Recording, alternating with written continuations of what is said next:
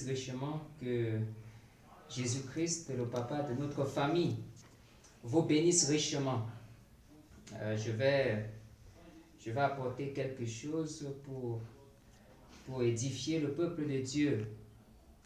Dieu m'a mis à cœur quelque chose qui pourra aider un fils de Dieu, qui pourra aider une fille de Dieu. Et mon titre, c'est ne vous conformez pas au siècle présent.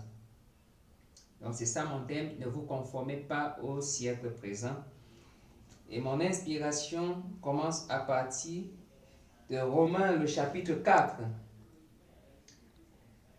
Excusez-moi, Timothée, 2 Timothée 4. Je suis à partir du verset 1 à 5 et aussi à partir du verset 11. La Bible dit: Je t'en conjure devant Dieu et devant Jésus-Christ qui doit juger les vivants et les morts, et au nom de son apparition et de son royaume. Prêche la parole, insiste en toute occasion favorable. Ou non, reprend, censure, exhorte avec toute douceur en instruisant, car il viendra un temps où les hommes ne supporteront pas la saine doctrine, mais ayant la démangeaison d'entendre les choses agréables, ils se donneront une foule de docteurs selon leurs propres désirs. Ils détourneront l'oreille de la vérité et se tourneront vers les fables. Mais toi, sois sobre en toutes choses, supporte les souffrances, fais l'œuvre d'un évangéliste et remplis bien ton ministère. Je vais lire également un verset ici. Pas seulement un verset, peut-être 2 ou 3. À partir du verset 10 ici, l'apôtre Paul parle, il dit: Car Démas m'a abandonné par amour pour le siècle présent, et il est parti pour Thessalonique. Crescens est allé en Galatie, Tite en Dalmatie. Luc seul est avec moi. Prends Marc et amène-le avec toi, car il m'est utile pour le ministère. Amen. Je lis également ici dans Romains le chapitre 12, le verset 2. Romains le chapitre 12, le verset 2. L'apôtre dit ceci: Ne vous conformez pas au siècle présent, mais soyez transformés par le renouvellement de l'intelligence, afin que vous discerniez quelle est la volonté de Dieu, ce qui est bon, agréable et parfait. Avant d'entamer ce sujet, je vais également ajouter à cela une citation. Il y aura beaucoup de citations à lire ici pour soutenir la pensée, mais j'aimerais d'abord commencer par une citation aussi. Écoutons ce que Frère Branham dit ici dans le message. Un vrai signe passé inaperçu, Frère Branham dit, au paragraphe 22, à la fin du paragraphe, il dit, et elles doivent être vraies, car nous sommes ici, exerçant l'office le plus élevé qui soit exercé dans le monde. Un ministre est le plus véridique, fidèle et précis. Amen. C'est ce qu'il nous faut être. Nous devons compter sur Dieu pour y parvenir. Et moi, je dis Amen. Dieu a pensé, comme l'avait dit quelqu'un, et le prophète a parlé, et moi, frère Nathan, je crois. Je crois la parole parlée, qui est la sémence originelle, je la crois de tout mon cœur. Je crois que tout ce qui est dans la Bible, dans cette Bible, c'est Dieu qui l'a dit. La colonne de feu a écrit la Bible de la Genèse à l'Apocalypse. Et en ce temps du soir, la même colonne de feu est venue et au travers Frère Branham, notre prophète, il a interprété la Bible. Gloire à Dieu. Merci Seigneur pour William Branham. Il a interprété la Bible. Et il nous a fait comprendre ce que Dieu voulait dire. Amen. Il nous a fait comprendre ce que Dieu voulait dire. Et c'est comme le prophète le dit d'ailleurs lui-même dans le livre de l'exposé. Dans le résumé des âges, Frère Branham dit explicitement parlant de l'âge de Laodicée, il dit, après cet âge de l'Église, l'Esprit ne parlera plus. Il dit, mais en ce jour-là, l'Esprit, le prophète ainsi que l'épouse diront la même chose. Gloire à Dieu pour cela. Et il dit, et ce qu'ils diront, c'est ce qui aura déjà été dit dans la Bible. Donc, frère Branham ne vient pas aujourd'hui pour nous apporter une chose nouvelle qui n'a jamais existé. Même si le terme nouvelle ou nouveau peut exister, mais pas de cette façon-là. La Bible, tout ce que frère Branham est venu révéler aujourd'hui existait dans la parole, mais sauf que c'était encore fermé. Le livre était fermé. Et même le 7e sceau dont nous parlons aujourd'hui, c'est frère Branham dit que mon Dieu a représenté cela sous forme d'ombre, de type depuis la Genèse jusqu'à l'Apocalypse. Le 7e sceau est représenté. Et retenez bien, pour ce que je venais de dire tout à l'heure, que mon thème, c'est ne vous conformez pas au siècle présent. Mon frère, mon citoyen, mon confrère, je t'exhorte par ce message que le Seigneur m'a mis à cœur de ne pas te conformer au siècle présent. La Bible est claire là-dessus. Ne te conforme pas au siècle présent. Je vais également, le thème même d'ailleurs, excusez-moi, le thème que je viens de donner tout à l'heure parlant de ne pas se conformer au siècle présent, en fait, c'était lié à cette pensée qui, pour moi, est un message d'évangélisation. Nous savons que les âges de l'Église sont terminés et le 7e sceau est révélé. Et si nous voulons parler de l'évangélisation aujourd'hui, je crois de tout mon cœur que ce sera ce que j'appelle l'évangélisation sous le 7e sceau. Gloire à Dieu pour l'ouverture de la parole. Aujourd'hui, si nous avons un message évangélique à apporter, je crois que pour tous les fils parole, pour toutes les semences parole, ce sera tout simplement l'évangélisation sous le 7e sceau. Pourquoi? Parce que l'agneau a quitté le trône, il n'y a plus de temps. Et nous sommes dans la dispensation de la prédestination, la dispensation de l'appel des noms. Nous sommes dans cette dispensation où le Seigneur, comme dans son ministère Alpha, apporte un message pour vivifier les prédestinés et prêcher également à ceux qui sont condamnés pour l'éternité. Donc c'est une évangélisation sous le 7e sceau. Et comme nous sommes des fils parole, nous sommes censés être les gens les mieux informés, les plus informés de toute la planète, de tout l'univers. Car le 7e sceau, c'est l'ouverture du 7e sceau, c'est l'ouverture du plus grand trésor qui a toujours existé dans la pensée de Dieu, mais qui a été caché depuis tous ces temps-là. Et aujourd'hui, il a plu à Dieu, comme il avait résolu, de révéler cela aux fils et filles parole de Dieu.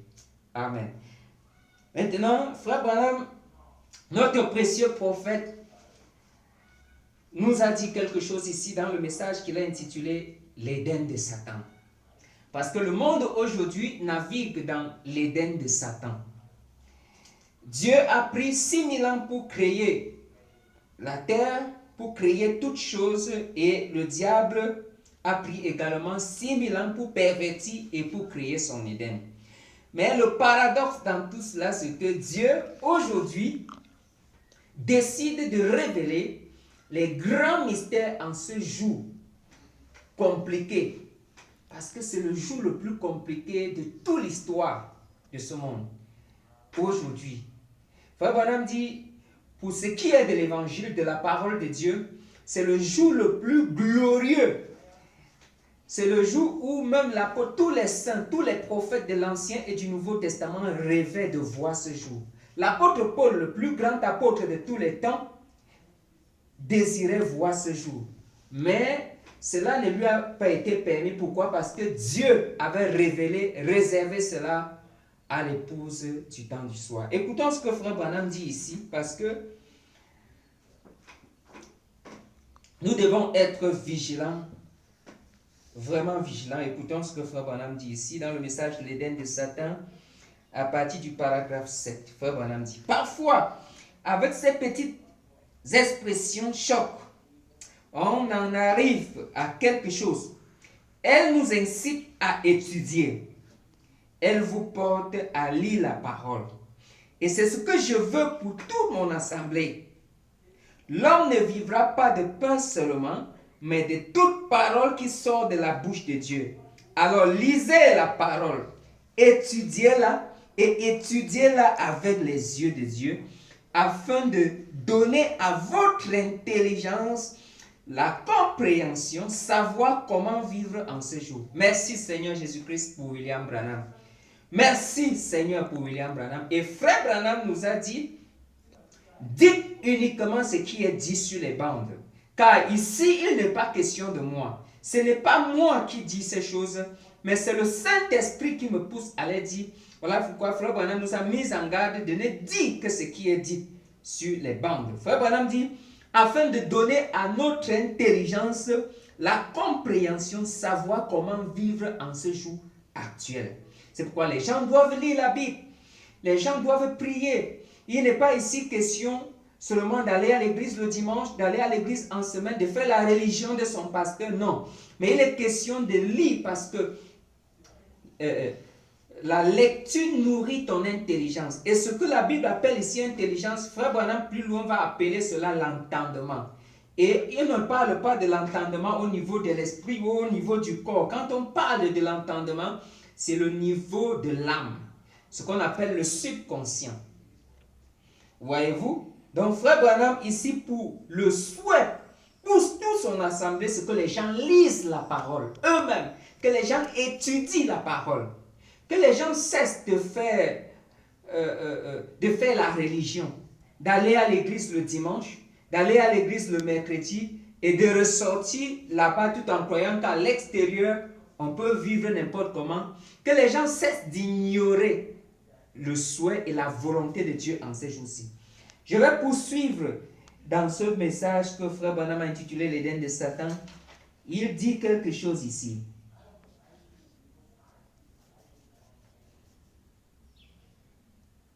Frère Branham dit, la raison pour laquelle nous devons lire, Frère Branham nous donne cette raison ici. Il dit, mais de voir la tromperie de l'ennemi, jamais nous n'avons connu un jour comme celui où nous vivons maintenant. C'est le jour où la ruse et la tromperie sont plus fortes que jamais. Et quand je vois ça, ce qui me vient à l'esprit, c'est que le chrétien doit être plus vigilant aujourd'hui qu'il ne l'a jamais été dans aucun âge. Le chrétien aujourd'hui doit être plus vigilant aujourd'hui qu'il ne l'a jamais été dans aucun âge. Pourquoi Frère Branham dit ça? Pourquoi Frère Branham dit ça? Frère Branham dit, mais maintenant, au paragraphe 16, mais maintenant, la ruse du diable maintenant, c'est de faire croire aux gens qu'ils sont chrétiens alors qu'ils ne le sont pas. C'est ça qui arrive. Vous n'avez pas à sceller. C'est un jour de plus grande ruse qu'à l'époque, alors qu'il fallait sceller son témoignage en y laissant sa vie. Le diable a tendu tous ses pièges les plus subtils aujourd'hui. C'est aujourd'hui que le diable a tendu ses pièges les plus subtils. Ici, il n'est plus question de se méfier des Rosicruciens. Ici, il n'est plus question de se méfier d'une nation, d'un gouvernement, des bombes de la Russie ou des Américains, du nucléaire, de la franc-maçonnerie, des sciences occultes. Mais ici, Frère Branham nous demande d'être vigilants pour ce qui est de l'Église. Parce que la ruse de l'Église, la ruse du diable est aujourd'hui dans l'Église. Parce que si vous êtes spirituel, vous allez comprendre que le diable a toujours œuvré côte à côte avec Dieu. Et Frère Branham va dire plus loin dans certains messages que faites attention avec le diable car il est extraordinairement malin. Le diable est extraordinairement malin. Et quand il arrive dans une église, il s'empare du prédicateur et à partir du prédicateur, il se lance dans l'assemblée. Voilà un peu ce que le diable essaie de faire aujourd'hui. Je vais encore lire ici une citation parce que il y en a beaucoup. pour que vous compreniez qu'ici, qu'il n'est pas question de moi.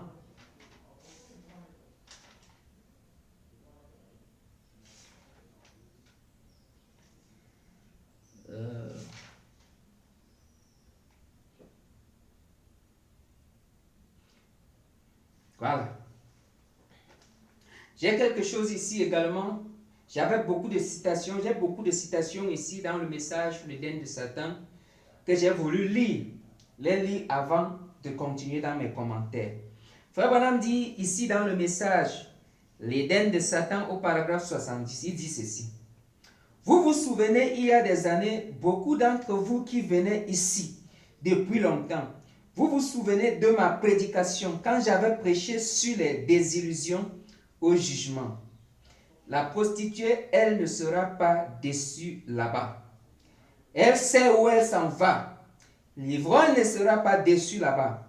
Le contrebandier d'alcool, celui qui joue à des jeux d'argent, le menteur, le voleur, ce n'est pas lui qui va être déçu, mais cet homme qui pense être dans le vrai. Là, voilà la désillusion. C'est cet individu qui a dit, qui est venu dire, Seigneur, n'ai-je pas prêché l'évangile? N'ai-je pas chassé les démons par ton nom? Voilà autant de choses. Voilà autant de désillusions qu'il y aura en ce jour-là. Pourquoi? Parce que l'ennemi s'est introduit dans l'église et a fait des gens des religieux, des membres de l'église, au lieu de les laisser être des chrétiens. Regardez par exemple aujourd'hui même sur les réseaux sociaux. Aujourd'hui, les gens ne savent plus ce qu'ils cherchent. Le diable a introduit sa ruse partout. Le diable a attrapé les soi-disant chrétiens aujourd'hui par tous les moyens, comme d'ailleurs le prophète vient de nous dire qu'aujourd'hui il est plus subtil que jamais. Aujourd'hui, les gens n'ont plus la soif d'écouter la saine doctrine, comme ce que l'apôtre Paul disait à Timothée tout à l'heure. Il dit, car un temps vient où les gens ne supporteront plus la saine doctrine. Mais ils auront quoi? Ils auront la démangeaison d'entendre les choses agréables. Les gens aujourd'hui ont la démangeaison d'entendre les choses agréables dans les églises, d'entendre les choses agréables sur les réseaux sociaux. Regardez par exemple, et beaucoup de soi-disant pasteurs, prédicateurs, aujourd'hui ont compris ce système. Regardez tellement les gens sont assoiffés du prestige aujourd'hui, assoiffés des bénédictions, assoiffés de la facilité, que même un païen aujourd'hui peut poster quelque chose sur Facebook disant celui qui dira Amen ou celui qui mettra 3 cœurs ici là recevra sa bénédiction avant la fin de la semaine. Tu vas voir presque il y aura tellement de cœurs qui seront appliqués là, tellement de cœurs. Pourquoi? Parce que les gens sont à la recherche de la facilité et le diable a compris ça. Aujourd'hui, les gens sont à la recherche de l'argent, comme d'ailleurs la Bible dit dans le livre de Timothée, 2 Timothée, le chapitre 3, il dit, sache que dans les derniers jours, il y aura des temps difficiles, car les gens seront égoïstes, amis de l'argent, fanfarons, hautains, blasphémateurs, ingrats, rebelles, insensibles, déloyaux, calomniateurs, intempérants et cruels, aimant le plaisir plus que Dieu. La Bible dit, les gens dans les derniers jours seront irréligieux, les gens vont aimer aujourd'hui le plaisir plus que Dieu. Et plus loin dans 2 Timothée 4, la Bible dit quoi? Les gens ne supporteront plus la saine doctrine. Au temps de l'apôtre Paul, c'était une prophétie, mais aujourd'hui, c'est une réalité. Les gens ne supportent plus la saine doctrine. Quand tu prêches une parole qui est pure, sans mélange, une parole pure et saine, alors on peut te traiter aujourd'hui de détraqué. On peut te traiter aujourd'hui de Jean-Baptiste. Pourtant, tous ceux qui ont prêché cette parole ont reçu du ciel l'approbation de Dieu.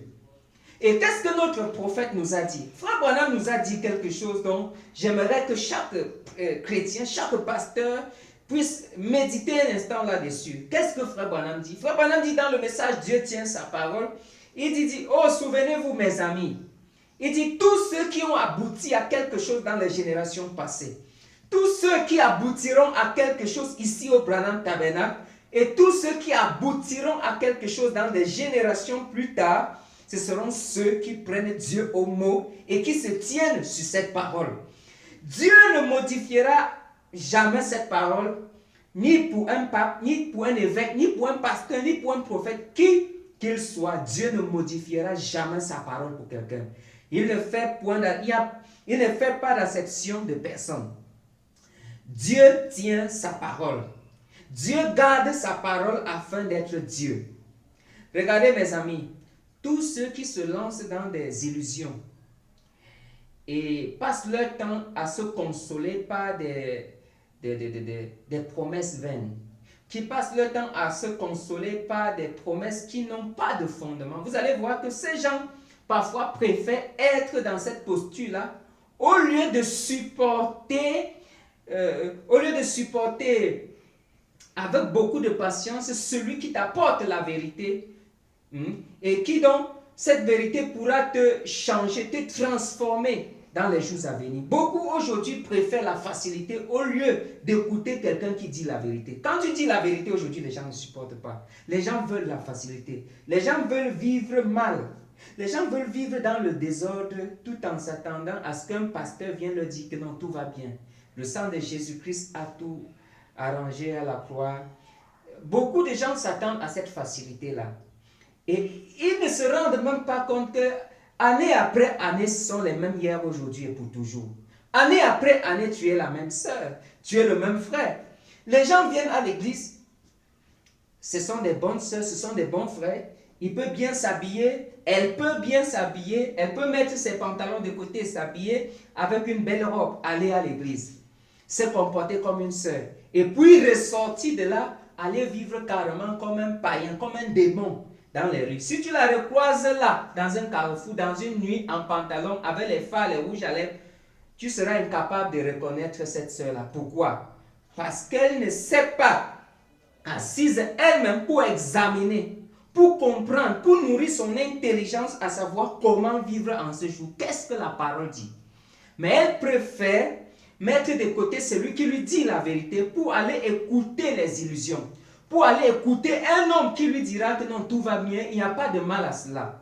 Beaucoup savent, beaucoup même parfois sont au courant que celui-ci dit la vérité, mais ils préfèrent néanmoins quelqu'un qui viendra leur donner des consolations, des fausses consolations.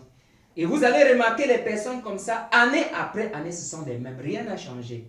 Mais ils préfèrent néanmoins rester dans des illusions, des promesses qui ne s'accompliront pas, qui ne s'accompliront jamais. Pourquoi? Parce que Dieu tient sa parole. Dieu ne peut pas modifier sa parole pour une église. Dieu ne modifiera jamais sa parole pour un pasteur. Dieu ne modifiera jamais sa parole pour une sœur. Qui qu'il soit, Dieu tient sa parole. Amen. Frère Branham dit également quelque chose ici, c'est dans le message, les Hébreux. Gloire à Dieu. Vous savez, la particularité de notre prophète aujourd'hui, c'est que Frère Branham est venu dans une génération difficile et il a prêché la parole sans tenir compte de ce que qui que ce soit pouvait dire, de ce que n'importe quel pasteur pouvait dire, de ce que n'importe quelle dénomination pouvait dire. Frère Branham s'est tenu strictement à l'ainsi dit le Seigneur venant directement de la Bible. Aujourd'hui, frères et sœurs, nous voulons voir le Dieu d'Élie agir pour nous, agir favorablement pour nous. Nous voulons voir le Dieu de Josué, le Dieu de Jacob opérer des prodiges. Nous voulons voir le Dieu d'autrefois accomplir de grands signes, de grands prodiges pour nous. Nous voulons voir toutes ces choses-là s'accomplir en notre faveur. Mais avez-vous médité un seul instant que tous ces hommes à qui Dieu a accompli de grandes choses, tous ces hommes qui ont opéré de grands prodiges, qui ont eu de grandes victoires à leur époque, pouvez-vous méditer un seul instant pour savoir que tous ces gens-là, ce sont des gens qui sont restés alignés sur la parole? Frère Branham, parlant de Daniel à Babylone, dit que Daniel est resté sur ainsi dit le Seigneur. Daniel a gardé la parole de Dieu à Babylone et pendant 68 ans à Babylone, Daniel a conservé la victoire sur ses ennemis. Daniel est resté aligné sur la parole, sur le ainsi dit le Seigneur. Et Frère Branham nous dit que tous ceux qui ont gardé la parole, Tous ceux qui sont restés alignés sur le ainsi dit le Seigneur venant de la Bible ont remporté des victoires chrétiennes. Ils ont eu la victoire et la domination sur tous leurs ennemis. Ils ont remporté toutes les victoires. Ils ont relevé tous les défis qui se sont présentés à eux. Mais malheureusement pour nous dans cette génération, nous avons beaucoup de slogans qui sortent de nos bouches. Nous sommes pressés d'aller quelque part, d'ouvrir nos bouches pour dire « Oh, c'est aujourd'hui le jour le plus glorieux.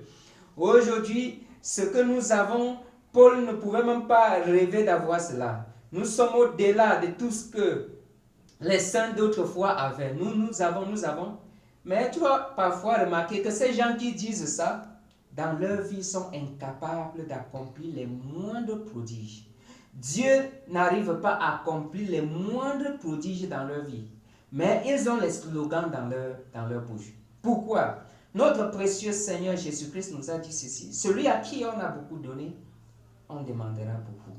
Et celui à qui on a moins donné, on demandera moins. Nous avons reçu toute la révélation. Le 7e sceau a ouvert toute la Bible. Et Frère Branham dit que la Bible est devenue un nouveau livre. Et il dit quoi? Je ne pourrai plus jamais voir de la même manière. Frère Branham ne peut plus jamais voir de la même manière. Pourquoi? Parce que la parole s'est ouverte. Et pour tous les fils paroles, les fils sémences, la parole s'est ouverte pour nous. Et nous voulons davantage nous mettre face à nos responsabilités. Je vais lire quelque chose ici pour nous dans le message hébreu. L'épître aux Hébreux. Je crois que c'est la 4e partie. Frère Branham raconte une histoire ici. Il dit, l'autre jour, un de mes voisins est venu, il a dit, Billy, il y a un pasteur ici en ville. C'est l'être le plus charmant qu'on ait jamais vu. Il a dit, vers minuit, ma femme et moi étions assis là en pyjama. Et ce brave pasteur a fait un saut chez nous et il a bu du café avec nous. Puis il est parti chez les autres voisins et il leur a serré la main. Il était en train de jouer aux cartes.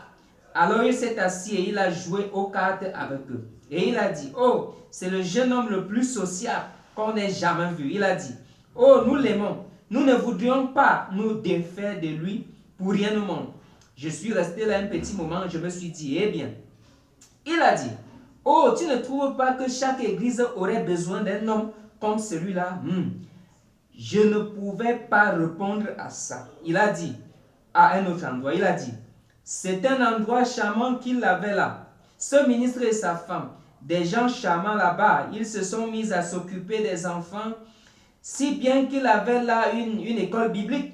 Et il a dit, il avait tellement de jeunes enfants là-bas que l'endroit était plein à craquer. Il a dit, oh, il s'est raconté toutes sortes d'histoires, de petites histoires aux jeunes enfants. J'ai dit, c'est bien, c'est vraiment bien. Je suis rentré, j'arrivais du Canada. Je me suis dit, me voilà, oh les gens, qu'est-ce qui se passe avec moi? Je ne fais pas ces choses. Je suis allé laver ma voiture, j'ai pensé, oh Dieu, je deviens vieux. Et me voilà, j'ai combattu, j'ai pleuré, j'ai supplié. Et moi, tout ce que je reçois, c'est un grand blasphème. Quelqu'un qui dit du mal de moi, c'est tout. Oh, ce vieil exalté, quelque chose comme ça. Je réfléchissais à ça et une voix est venue à moi en ces mots. Voyez-vous, Frère Branham, lui qui avait passé tout son temps à montrer comment vivre vertueusement, comment mener une bonne conduite selon Dieu, comment un vrai chrétien devrait vivre, comment une vraie sœur, excusez-moi, comment une sœur en Christ devait vivre. Frère Branham a passé toute sa vie à lutter, à présenter cette vérité aux gens. Mais malheureusement pour lui, la réponse qu'il reçoit de ceux à qui il a déployé ses enseignements, c'est que Frère Branham était un exalté et qu'il y avait des prédicateurs mieux que lui pour raconter des histoires aux enfants, être sociable, jouer des jeux de cartes et s'en tirer. Frère Branham, ça l'a tellement dérangé, il a pleuré, il s'est lamenté, il s'est posé des questions. Oh Seigneur, qu'est-ce qui ne va pas avec moi? Écoutons cette parole du Seigneur Jésus-Christ. Et il dit, et une voix est venue à moi en ces mots. Ces hommes-là, s'ils font ces choses, c'est bien. Mais je ne t'ai jamais appelé à faire ça. Je t'ai appelé à prendre l'épée, à te tenir comme Josué et à défier, frère. Pas à perdre ton temps avec une association ou une organisation d'église, mais à défier le diable. Tiens-toi au front. Que ce qui est juste soit déclaré juste et ce qui est faux soit déclaré faux. Prêche la parole et vois qui a la foi pour la croire. Vas-y, annonce-la. Et frère Branham dit, je me suis mis à accélérer la cadence de plus en plus en lavant ma voiture. Je disais merci Seigneur, merci Seigneur. Là, je me sentais bien. Oh, c'est bien Seigneur, je vais la tenir un peu plus fermement et je veux mourir en l'ayant à la main. Frère Branham préfère, avec l'encouragement de l'ange, frère Branham préfère ici mourir en gardant cette épée à la main. Frère Branham préfère mourir ici en gardant l'épée à la main, en déclarant toujours vrai ce qui est vrai, en déclarant toujours pur ce qui est pur, en déclarant toujours la parole. Car souvenons-nous de ce qu'il a dit. Il a dit, tous ceux qui ont abouti à quelque chose dans les générations passées, tous ceux qui aboutiront à quelque chose ici au Branham Tabernacle, et tous ceux qui aboutiront à quelque chose dans les générations futures, ce seront ceux qui se tiennent sur la parole. Si tu gardes la parole de Dieu aujourd'hui, tu ne seras pas déçu. Si elle garde la parole de Dieu aujourd'hui, elle ne sera pas déçue. Nous n'avons pas besoin d'imiter la tendance moderne. La Bible nous dit explicitement ici, ne vous conformez pas au siècle présent, mais soyez transformés par le renouvellement de votre intelligence. Et nous savons ici que cette intelligence dont la Bible parle, dont le Saint-Esprit nous annonce ici, c'est le subconscient, c'est le domaine de l'âme.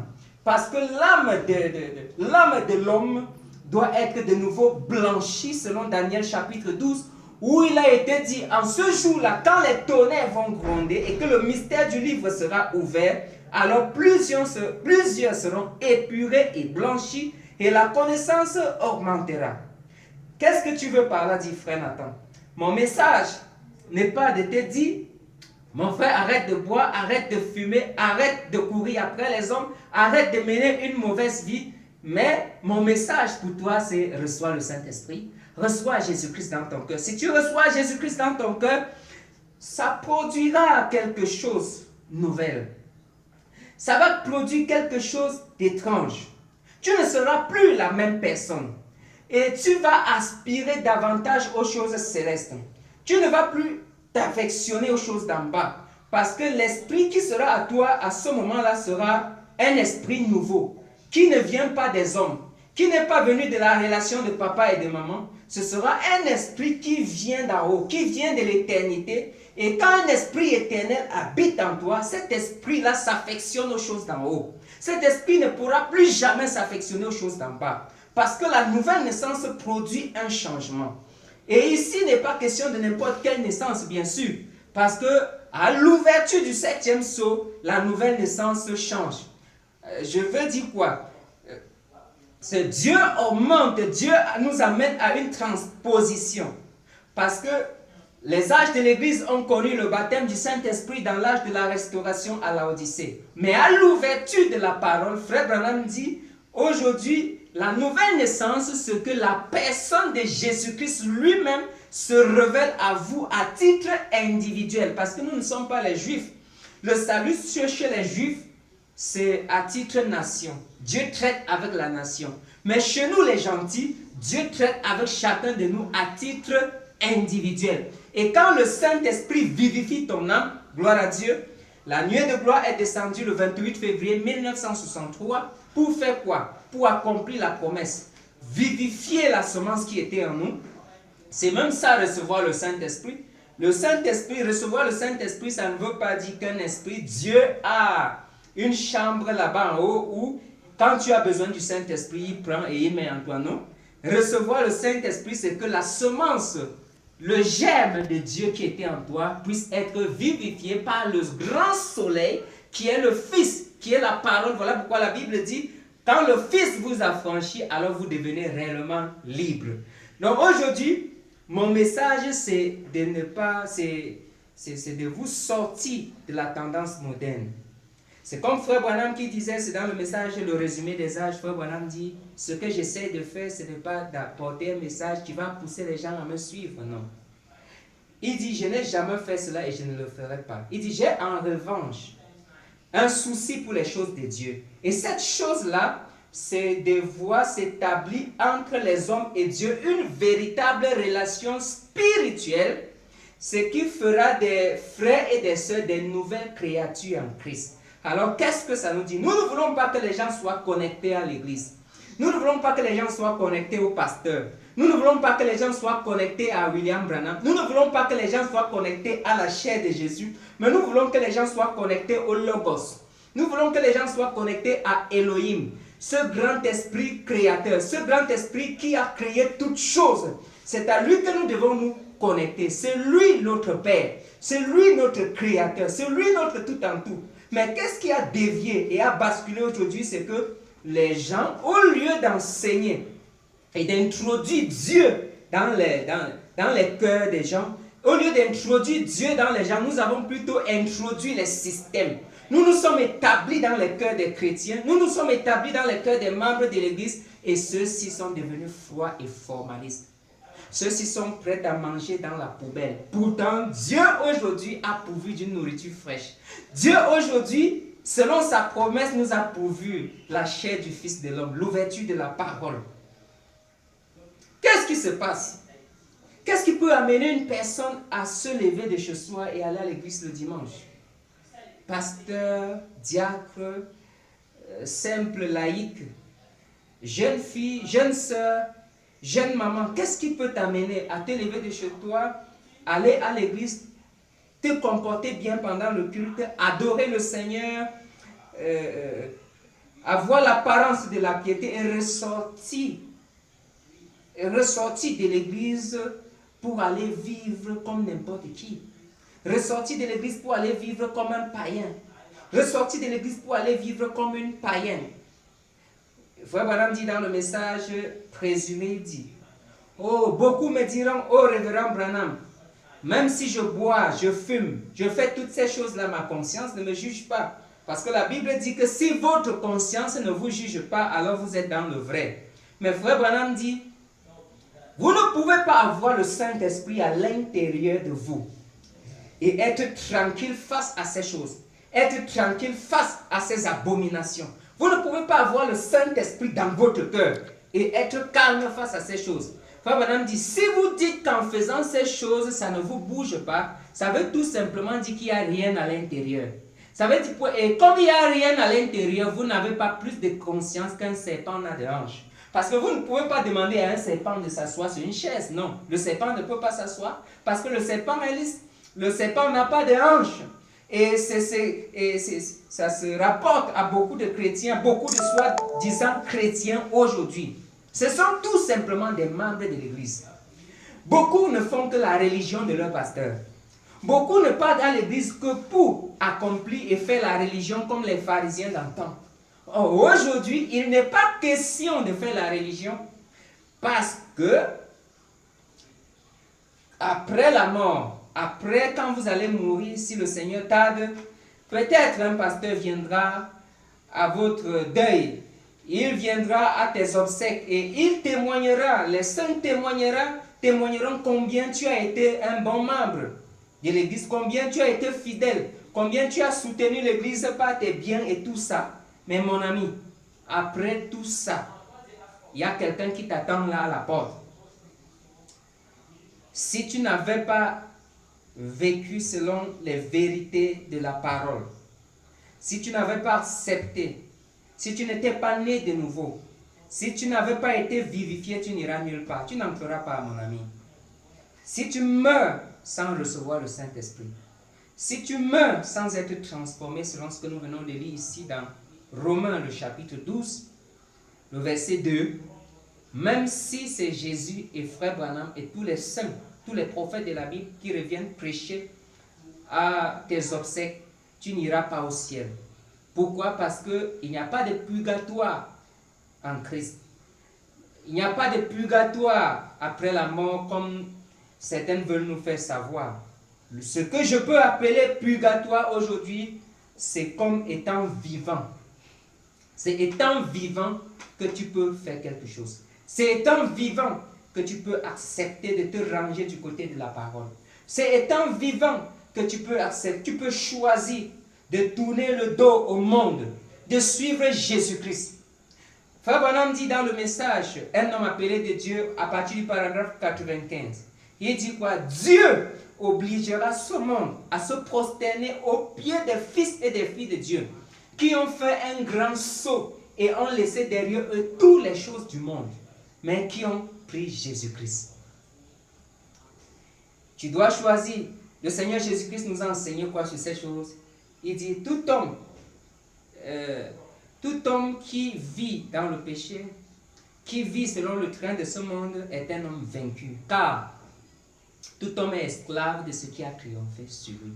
Mais le Fils est venu aujourd'hui pour nous affranchir afin que nous soyons réellement libres. Frère Branham dit dans le message Les Hébreux ici, il dit, quand vous voyez encore quelqu'un qui pour lui, il suffit juste d'être membre de l'église, de vivre comme ce monde sans avoir aucune conscience, Frère Branham dit, ça veut dire que vous n'êtes pas entré dans son repos. Tant que tu peux encore t'intéresser à toutes ces choses-là, Frère Branham dit, c'est parce que vous n'êtes pas au repos. Vous êtes encore esclave du péché. Le diable a encore son bâton et il fait encore de vous tout ce qu'il veut. Pourtant, la parole est venue aujourd'hui pour nous libérer, pour que nous soyons des fils et des filles de Dieu libres, chers frères et sœurs. Frère Branham dit quelque chose ici, mes bien-aimés. Il y a tellement à dire là-dessus, tellement à dire, mais le temps. Frère Branham dit ici, j'espère pouvoir retrouver rapidement cette citation. Oh là là, je crois que je vais vérifier cette référence. Laissez-moi, je vais noter cette référence ici. C'est dans le message « Christ est le mystère de Dieu révélé ». Frère Branham dit quelque chose. Laissez-moi retrouver cette citation.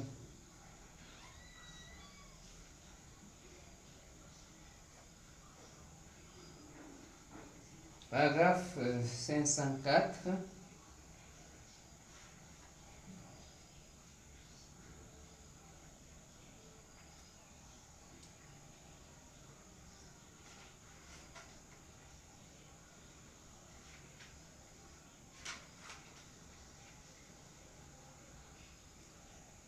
Voilà. Frère Branham dans le message « Christ est le mystère de Dieu révélé » au paragraphe 504. J'ai noté ceci afin de ne pas manquer de vous lire cette citation. C'est une bonne citation pour la pensée de ce soir. Ne vous conformez pas à ce siècle, mes amis. Nous ne pouvons pas dire que Dieu nous a donné un message parfait, un prophète parfait, un peuple parfait, et néanmoins nous tromper, nous laisser tromper par toutes sortes de choses qui se manifestent dans le monde aujourd'hui. Il y a le train de ce monde, mais nous sommes la parole. Nous sommes des salutistes. Nous devons être des fils et des filles de Dieu accomplis. Écoutons ce que Frère Branham dit ici, au paragraphe 504. Il dit, pourquoi as-tu faim, Église? Pourquoi as-tu soif? C'est le Père qui essaie de te révéler ce secret caché. Mais tu laisses tellement de choses sortir ça de toi. Tu laisses ton travail, tu laisses ta femme, tu laisses ton mari, tu laisses tes enfants, tu laisses les soucis du monde. Tu laisses un pasteur, tu laisses quelqu'un d'autre sortir ça de toi. Alors que tu sais que tout au fond de ton cœur, tu as soif, tu as faim. C'est Dieu qui essaie de te révéler cela. Tu vois la révélation. Le dernier jour est arrivé, remarquez-la. Oh, merci Seigneur pour William Branham. Il dit, tu laisses ton travail. Tu laisses les soucis de ce monde. Tu laisses ta femme. Tu laisses un pasteur enlever cela de toi. Tu veux étancher cette soif par l'église. Tu veux étancher cette soif par ta femme, par le mariage, par les soucis de ce monde. Mais Frère Branham nous dit ici, il n'y a que Jésus-Christ. Il n'y a que la parole pour étancher cette soif. Dieu est capable d'accomplir tout ce qu'il a promis dans sa parole, dans ta vie. Dieu est capable de te changer. Dieu est capable de te transformer. Mais qu'est-ce que Dieu recherche? Dieu cherche un cœur disposé. Dieu cherche celui qui a faim et soif de cette vérité. Dieu recherche les cœurs bien disposés, mes amis. Tout ce qui se passe dans le monde aujourd'hui n'est que du sable mouvant. Tout ce qui se passe dans les réseaux sociaux, le train de ce monde, le mimétisme. Aujourd'hui, nous voulons copier tout ça. Nous voulons copier la tendance moderne. Beaucoup sont amnésiques. L'amnésie spirituelle, c'est quoi? Quand une personne est amnésique, c'est-à-dire, ça amène cette personne à oublier qui il est. Ça amène cette personne à oublier même sa nationalité. Tu peux même oublier tes origines. Tu peux oublier. Frère Branham dit que l'amnésie spirituelle amène même les gens à oublier leur sainteté. L'amnésie spirituelle amène les gens amène même les soi-disant chrétiens à être totalement inconscients de ce que la parole demande qu'ils soient ou qu'elle soit. C'est ça l'amnésie spirituelle. Pourquoi l'amnésie spirituelle parfois arrive à atteindre certains membres de l'église, certains soi-disant chrétiens ou chrétiennes? Parce qu'on s'est laissé entraîner par ces choses petit à petit. Les gens se sont laissés entraîner par la télévision. Les gens se sont laissés entraîner par des fables. Les gens se sont laissés entraîner par... quel est le terme que la Bible utilise pour cela? Il dit la démangeaison d'entendre les choses agréables. Beaucoup de choses agréables se racontent dans des églises aujourd'hui. Beaucoup de choses agréables se racontent sur les réseaux sociaux. Et quand tu viens pour dire l'opposé de ces choses, les gens te haïssent.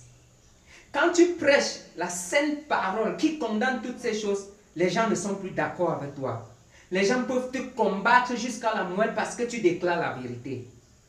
Mais frère Branham a dit, souvenez-vous mes amis, ceux qui ont abouti à quelque chose dans les générations passées, ceux qui aboutiront à quelque chose, et il s'adresse au Branham Tabernacle, dans ce Branham Tabernacle, et ceux qui aboutiront à quelque chose dans des générations futures, ce seront ceux-là qui se tiennent sur la parole. Et même aujourd'hui, c'est vrai que le taux de pourcentage est tellement faible pour ceux qui gardent encore la sainte parole, pour ceux qui prêchent encore cette parole sans mélange, pour ceux qui prêchent purement la Bible et le message, le taux est tellement faible. Mais regardez la vie de ces gens.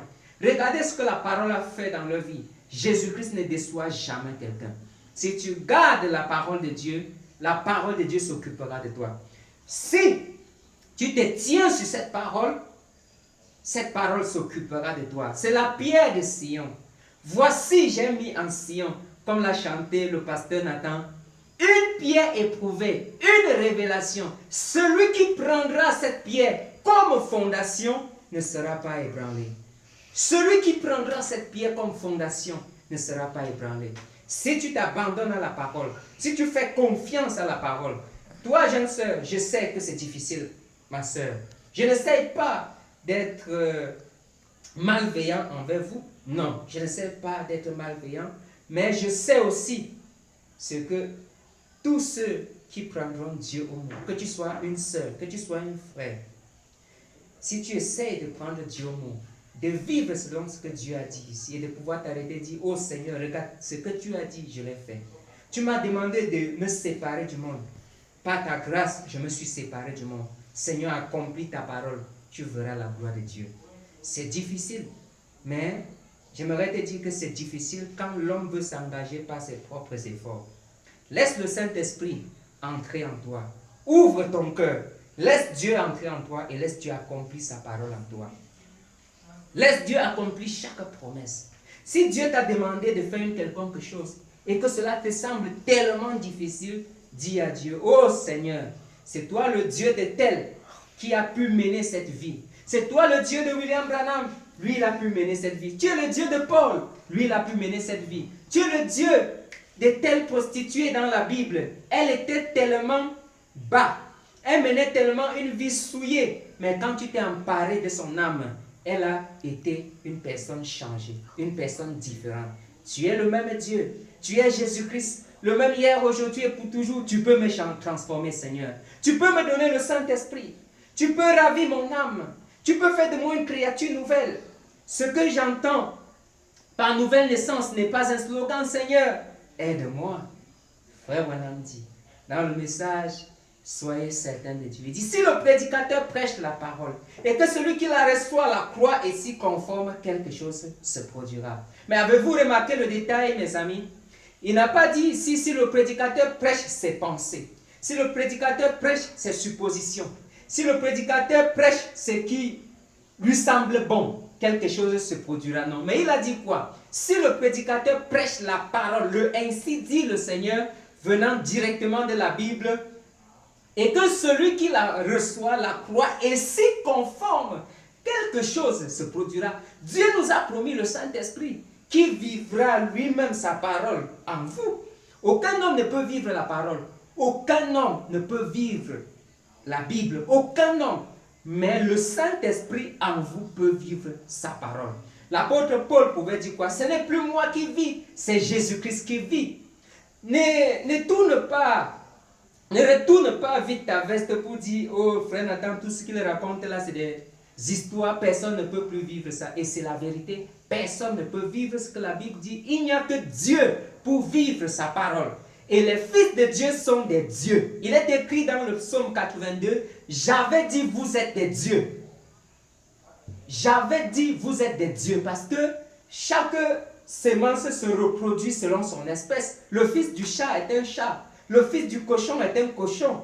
Le fils du chien est un chien. Mais si la Bible vous dit que vous êtes fils de Dieu, ça veut dire vous êtes Dieu. Vous n'êtes pas une créature du temps, mais vous êtes une créature éternelle. Toutes choses sont possibles à ceux qui croient. La Bible dit quoi? Toutes choses sont possibles à ceux qui croient. Et la même Bible dit aussi que toutes choses sont possibles à Dieu. Alors, si toutes choses sont possibles à Dieu et à celui qui croit, ça veut dire que le croyant est Dieu. Pourquoi? J'avais dit, vous êtes des dieux.